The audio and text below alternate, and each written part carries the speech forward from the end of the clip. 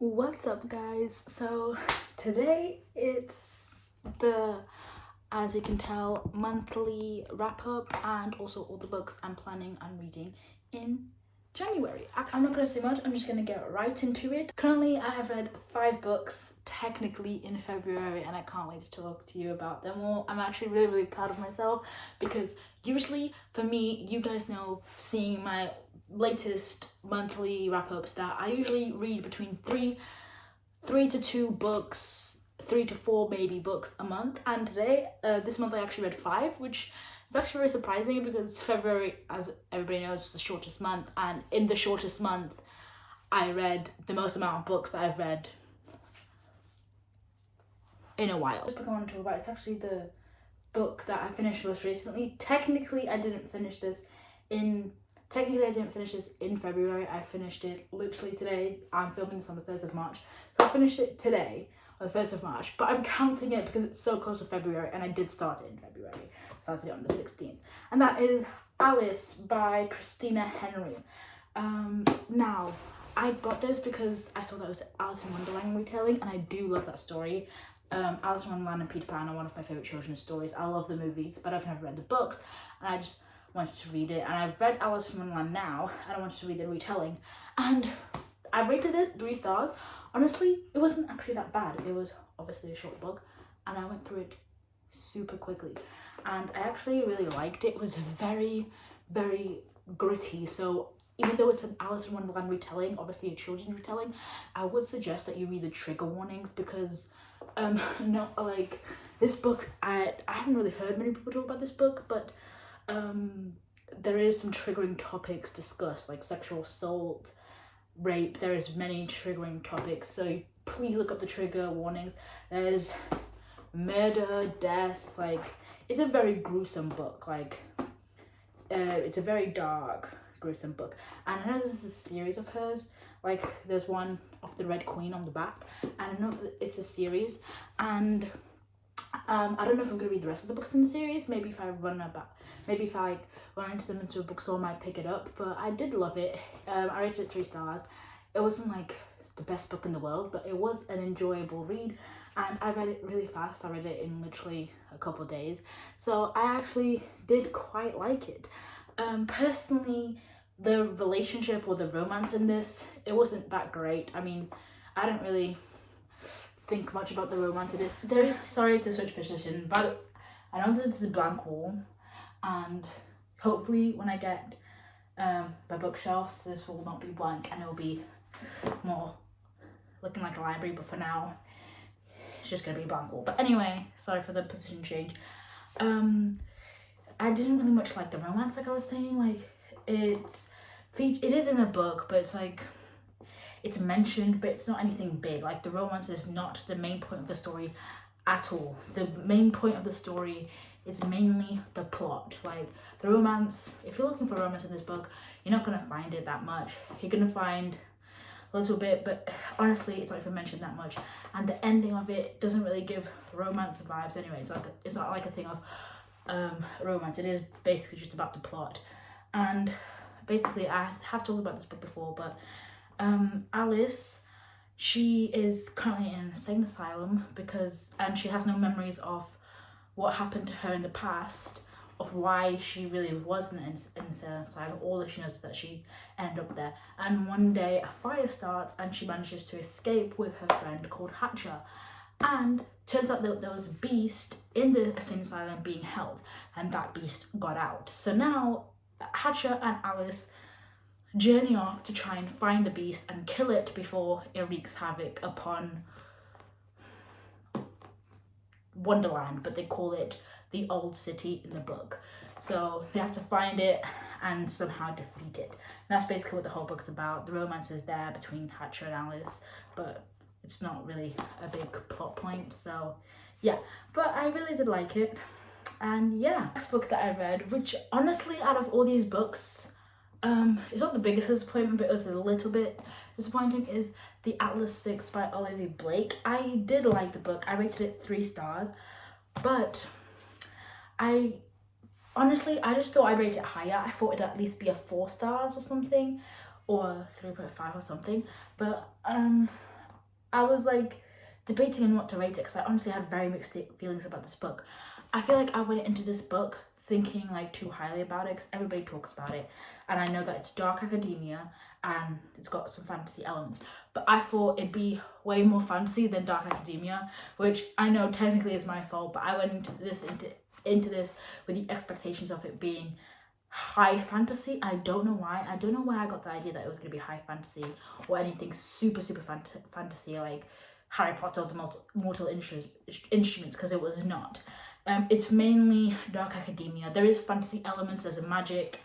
Of course, the whole book is about magic, but the main aesthetic of the book is dark academia. Like, it's not really high fantasy. I'm not going to talk about it because everybody knows what this book's about. But basically, it's them just studying in the manor or house or whatever. It's just them there all day, perfecting their skills and perfecting their magic and stuff like that, and that's basically it. I found it a bit confusing at the start, like the whole magic system. I found it a bit confusing, but it like I got used to it, and it just takes a bit getting used to. But I just thought it'd be a bit more fantasy than it was. I don't know why, but when I picked this up, I was really craving fantasy. I really wanted something like Mortal Instruments and stuff like that, but that's not what it was. I don't know why I expected that. But yeah, I did like it. It's just I was expecting more, and I was a bit disappointed because I wanted a bit more fantasy, and it was mainly dark academia. But I did like it, and I did find it interesting. I know there's 2 more books. There's one book that's already out, and there's this 3rd book that's coming out. The 2nd book, The Atlas Paradox, I think it's called. I think I do want to read it just because this book left off in a cliffhanger, and it's to the point where I do kind of want to know what happens. But at the same time, I don't care that much to buy a physical copy of the book. Like, I don't care that much to where I need the physical copy of the 2nd book to read it. Like, no. I kind of want to know what happens, but I'm not that bothered if I don't find out. Like, if I was not able to find out what happens, I wouldn't be that bothered. I'm not thinking about this book and thinking about, I need to know what happens. But obviously, if you've read this book, you know what happens in the end, and it's very much left on a cliffhanger or just left very open, and I kind of do want to know what happens. And so I kind of am in this in-between state of wanting to read the 2nd book, but also not. I'm not going to buy it because, like I said, I don't want the physical copy if I didn't really like the 1st book. I just want to know what happens, so I'm just going to probably get it on my Kindle. And yeah, that's probably what I'm going to do. Like, I could even be satisfied with just reading the summary of the story on Wikipedia or something instead of actually reading the book. I think I'd be satisfied with just reading the summary, but I do think I want to read the book. I'm not that interested to read it right now. I don't even know if I'm going to read it at all, but right now I'm in the thing of, in the middle, I'm interested, but it's not like a distant future. It's not like a near future type of thing. It's very distant future. I will read it at some point, probably when I'm bored. And yeah. The next book I read is The Secret History and by Donna Tartt, and this is also dark academia. I think I talked about this book in my January wrap-up when I was still reading it, but I finished it in February, like at the very start of February. So I don't know if I talked about this in January, so I'm not gonna, yeah. But I rated it a 4 stars. It's dark academia, and yeah, I rated it a 4 stars. It wasn't like I said, that great of a book. I read it while I was away too. One thing that happened that I did not like about this book was that it has really long chapters. If you read this book, I think it was made like that.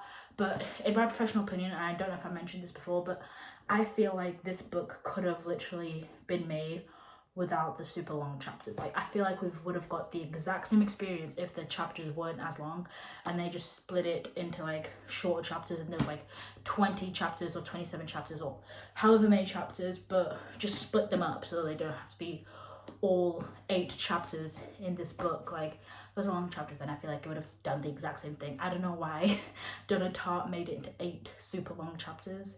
And I guess she was doing like part 1, part 2, part 3, but like you could have still done that with like 20 chapters in the book. So I just don't get it. And it kind of took me out of the reading because I hate long chapters. But the plot kind of made up for it because the plot was actually so interesting. But the only reason why I didn't give it 5 stars was just because of the long chapters and just because the plot was interesting, but it did take me a while to read and it wasn't that interesting to where I flew through it. but I did like it. The plot was very interesting. The whole concept was very interesting. It's a very strange story to read. It's very hard to read at first too. When I first started it, I very slowly read the start of the book because I was very confused. The words was like, whoa, this is really dark academia. Like, I feel like I was reading a freaking Shakespearean play at the start, but that's because I was used to reading romance. Like, when I started this book, I had been reading nothing but romance, and then I went into dark academia with, complicated words. So yeah, it was a bit like, but I got used to the book. I got used to the writing in the book, and I actually did like it. I was able to understand it more, and that's basically all I have to say. I really did like it. My favorite character in this was actually Francis. Francis is I feel like Francis is the only character that has any redeemable qualities, I feel about in this book, if I remember correctly. Francis, I feel like is one of the only persons who didn't do anything wrong. I mean, obviously he did that big thing wrong, but they all did that. I'm talking about individually. I just love Francis. I don't know why, but yeah, I really did like the book, and it was a fun read. Now I want to talk about the 5-star read of the month, and actually I think this is my first 5-star read of the whole entire year, to be honest. My first 5-star read of the year, that is A Million Kisses in Your Lifetime by Monica Murphy. I absolutely loved this so much. I think I'm in my romance phase at the moment, even though I don't really want to be. I do want to read fantasy, but I love this so much. It reminded me of Damon and Elena from the Vampire Diaries, and I love them too, and this is what it reminded me of, just for the simple fact of their banter of their back and forth little comments. It reminded me so much of Damon and Elena, and I loved it, and I lived for it every second. This is basically about a guy named Crew and a girl named Ren, and basically they don't like each other. Well, Crew has had a weird sort of attraction to Ren since she first transferred to the school, where he's always been drawn to her, and he's hated her for that. He's hated how much she draws him to, whatever. And Ren, she has never liked Crew because she thinks that Crew hates her, and she doesn't like him and his whole crowd. Ren is the good girl. She's good girl, wears a purity ring, virgin, all that. Crew is the bad boy who just do bad boy things. Very rich. I'm pretty sure this is a private school, so they're both rich, but Crew is a different level of rich to everybody else in the school because his parents own the school. His name is Crew Lancaster, and they go to Lancaster Prep, I think. So his parents own the school, so he's a different type of rich, but everybody is got some money at the school. I don't know why that was relevant, but it was. Anyway, I absolutely loved this, and basically we just follow them when both of them are partnered up for a psychology project. I think it's psychology, where they have to basically find out stuff about themselves and see what they have in common, and the teacher partnered up two complete opposites in it, and it was really, really good. And you just see them at one point in the book, towards the end, I thought, because usually in books like this there's a whole miscommunication thing, which I absolutely hate, where they get together, everything's going great, they're in love with each other, they're going on dates, everything is amazing, and then suddenly a problem happens, something happens, there's a big miscommunication, and everything goes downhill. They break up, they don't speak for weeks, then they get back together, and they're like, oh, it was a miscommunication, and back together. And I was like, oh, I really hope that doesn't happen in this book, because I got to a point where I felt like it was going to happen, the miscommunication, they were going to break up. I was like, oh no, I really don't want that to happen. And it didn't happen, and I was like, what? And that's when I knew that I was going to give this book a 5 stars, because I was like, okay, this book is definitely a 5 stars. There was no miscommunication scene. Basically, as soon as they got together, obviously they had some problems, but there was no real problems with themselves, as in they got together and they didn't break up again. It wasn't a thing of, oh, we're in love, we're breaking up, we're in love, we're breaking up. They got together and they had their own personal problems, but they worked it out for each other. And it was surprising, there was lots of communication in this book. And like I said, both of them had personal problems. And if you don't know by now, that's the type of romance that I love. I feel like the reason why I didn't like romance before was because I don't like the romance type of books where it's only romance. I like my books with like a little bit of everything, basically. For example, like this book is a romance, but it also had personal stuff. Like Ren, her parents were going through a divorce in this book. Crew, we didn't get to know much of his family, but we knew that his family wasn't very attentive. They weren't the nicest of people. And so yeah, we saw their own personal problems outside of the relationship. Like the whole book was not about their relationship. We had Ren's problems with her family, Crew's problems with his family, and their own personal problems that they're dealing with inside, their own trauma, their own problems or whatever, that had nothing to do with the relationship. And the relationship was in the book, and obviously the book is about their relationship, but they also had side plots, basically. That's what I'm saying. I like a romance book that has side plots. I really do. It just makes it more interesting. I don't like a romance book where the only thing is romance and we don't know anything about their life, where like we meet the protagonist's family for 2 seconds and never talk about their family again. We never talk about their problem again, and basically the whole book revolves around their relationship. I like side plots in my romance. Just same with fantasy. When I'm reading a fantasy book, I like romance, a side plot of romance in the fantasy. That's why I love the Mortal Instruments series so much, because that's literally the perfect example of, it's a fantasy book, very high fantasy. The whole book is about the fantasy aspect and the adventure aspect, but there is a very big side plot of romance in the book. That's what I like, side plots. And yeah, I loved it. And first 5-star read of the year, I'm pretty sure, and I can't wait. I really love it. I don't know if I'm gonna annotate it, but it's definitely reread and annotate worthy. And it's definitely annotating worthy, and I am thinking about annotating. And I love how at the start there's also a playlist that you can find on Spotify. I did listen to it while reading the book. And yeah, I might annotate it, so I might do a reading vlog for that in the future. Obviously not now since I just recently read it, but in the future I might do a reading vlog of me annotating and rereading this book. The last book that I have to talk about is the book that I brought on me on my trip, which I did mention on my last wrap up on January. And that is Summer I Turned Pretty. I did rate this 3 stars. I got through it very quickly because it is a very short book, and I read it in like one day. I really did like it. It was like an okay book, but this book and this series has been hyped up so much. I was expecting so much more, at least from the first book. I know there's 2 more books in the series, and I think this felt like a starter book. Like, this is supposed to be a romance, a summer romance, and I got no romance in this.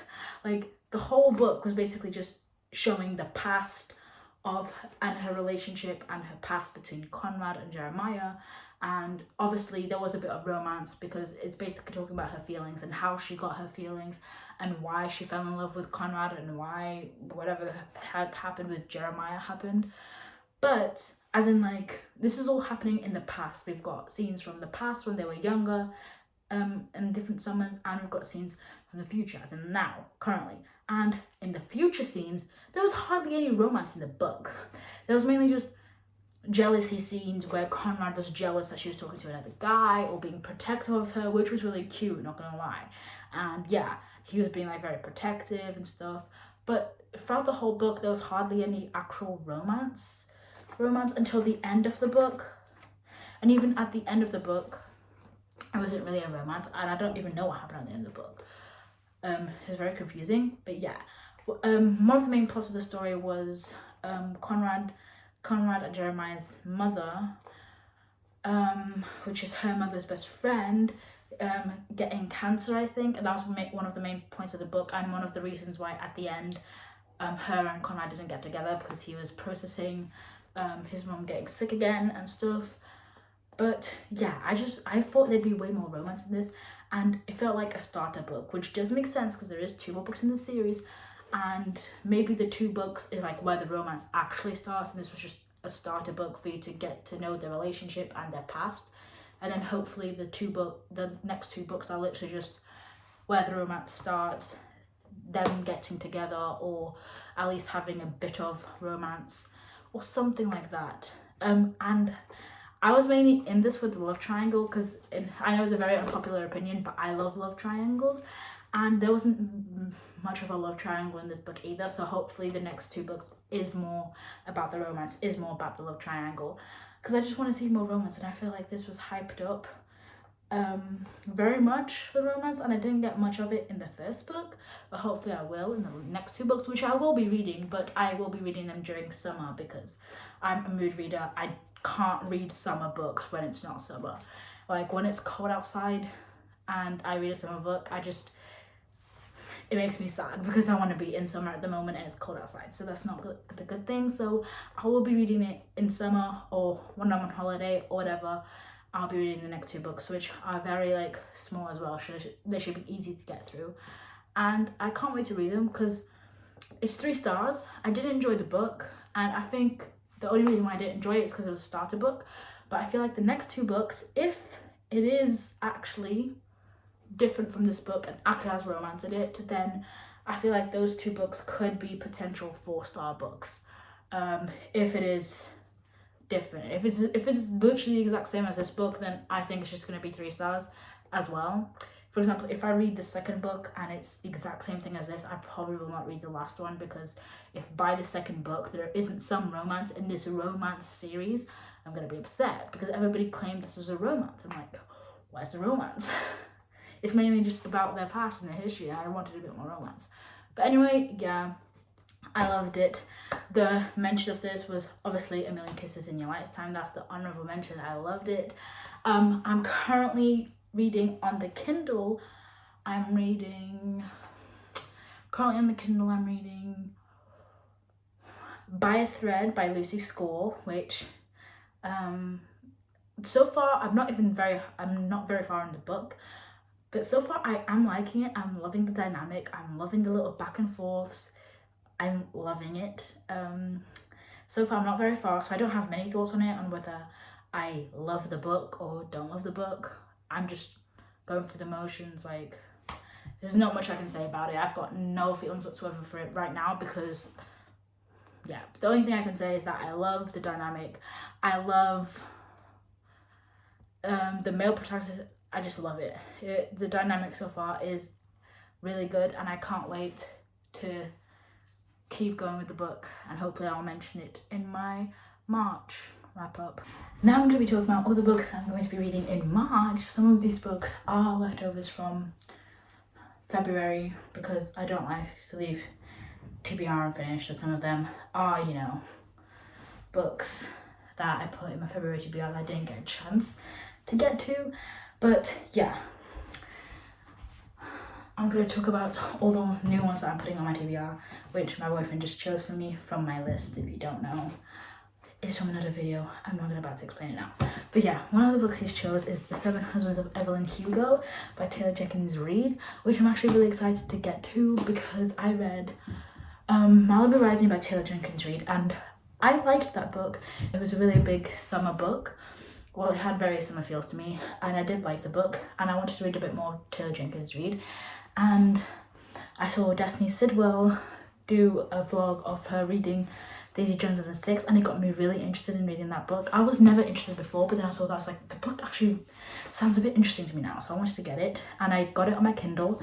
And then I got this one picked for my TBR by Taylor Jenkins Reid, so I guess this month I'm going to be reading 2 Taylor Jenkins Reid books, or at least I'm going to be reading lots more Taylor Jenkins Reid. And I know this is about a woman who marries 7 husbands, and this is just,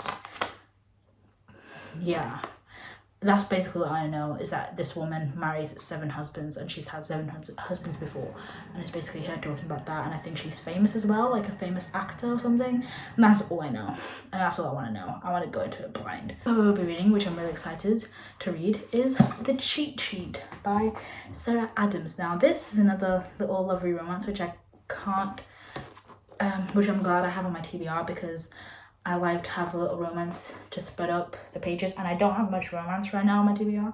I mean, actually I do have like a bit of romance on my TBR. I don't know why I'm saying that, but yeah.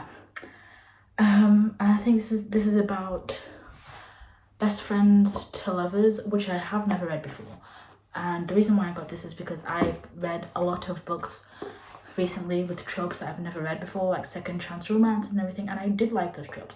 And I realized I've never read a book also with the best friends to lovers trope, so I thought that I might read one. And this one has gained a lot of popularity, and the cover looks really cute, so I thought I got this one, and it's very short too, so I thought that this one would be a really good one to read, and it just looks really good. And yeah, it's gained a lot of fame on TikTok, so I thought I'd get it. The next book that was picked was Nothing More to Tell by Karen M. McManus. I have read every single one of her books from when One of Us is Lying came out. One of Us is Lying came out, I read it, loved it, and then I read all the other books of hers as they came out. And this is her most recent book, I think, that came out, Nothing More to Tell. So I have to read it. I love the sprayed edges. I love how all the books match. And I've literally got every single one of the books. And she's actually the first author that I've ever read every single one of her books. And I just love the first book. And if you don't know, she does like thrillers, crime sort of story. And this is about a woman who's doing currently a crime podcast. And she's doing a crime. This is about a woman who's doing a crime podcast, and that's basically what she does for a living. And something happens where she's investigating a murder that happened in her hometown a while ago, the murder of a teacher, and she goes to investigate that for her podcast, I think.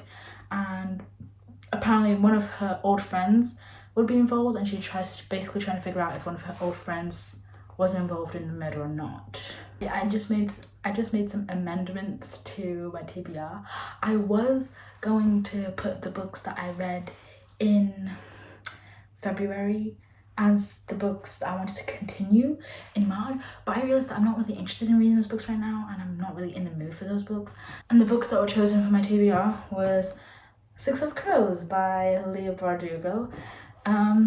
This is a fantasy, so can't wait to read it because I haven't read fantasy in a while and I kind of want to dip my toe in, which is why I bought this.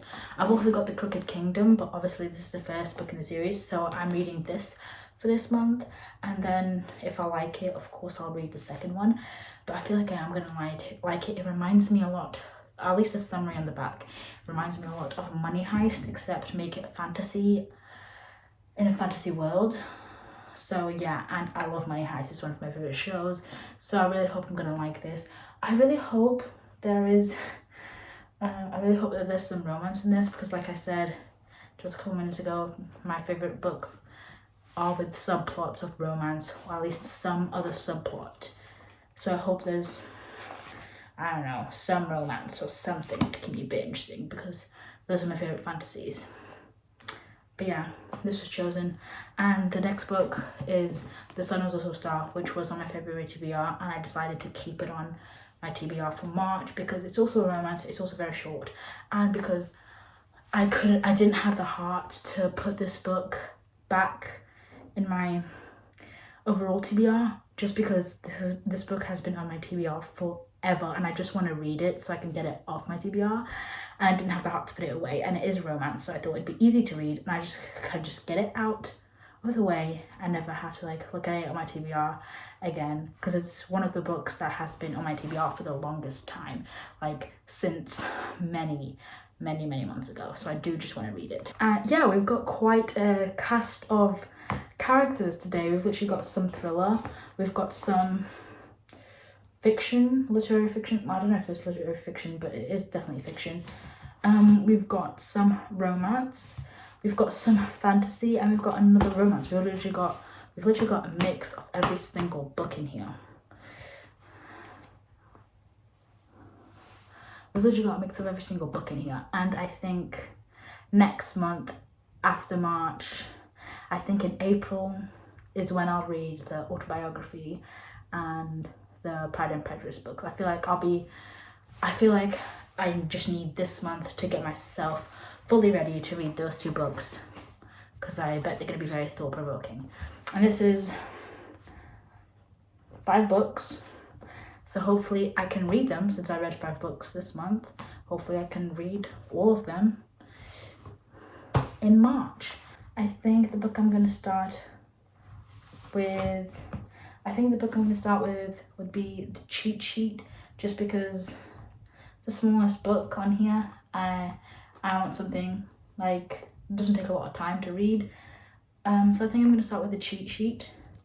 I like to order my books by the order I want to read them. I probably will change this earlier in the month, but I just like to, just because, I don't know, I just like to do that. And sometimes I will change it, because sometimes I think, oh yeah, I'm not in the mood to read that anymore.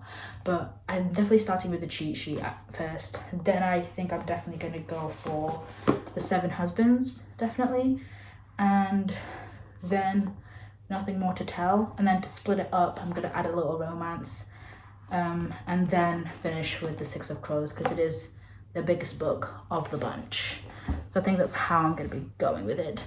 And so yeah, that's the video, and I hope you liked it.